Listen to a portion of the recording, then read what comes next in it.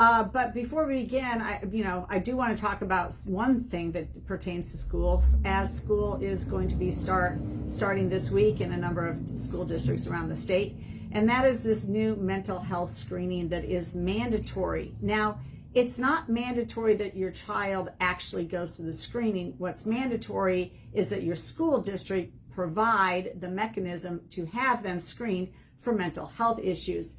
And this is not going to begin until the school year 2027, and it is for students enrolled in grades 3 through grade 12, and schools will have to adopt the State Board of Education program in order to look at mental health issues with students. They'll actually be going through a screening.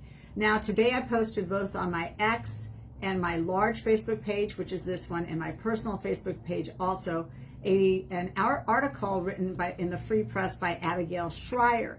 Now, I think it's really important that every parent read that, because when it comes to mental health, it can be very suggestive to have somebody talk to your child and go through questioning that makes your child question whether or not they are depressed, whether or not they are suicidal, whether or not they want to change their gender, which we know is impossible. So I think people should approach all this mental health screening with an extreme amount of caution. I personally don't think that it belongs in the school setting. I personally know that at any given moment, if there weren't Fruit Loops in the morning for breakfast, one of my kids might have just gone to school a little bit ticked off. And who knows if they wouldn't be doing a mental health screening at that time on my third grader.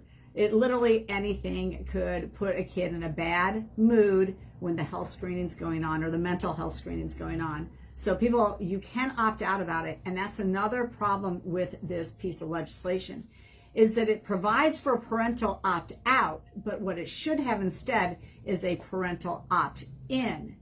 You should not have to opt out your kid or otherwise they get a mental health screening. You should have to allow for it to happen. Otherwise, it doesn't happen at all.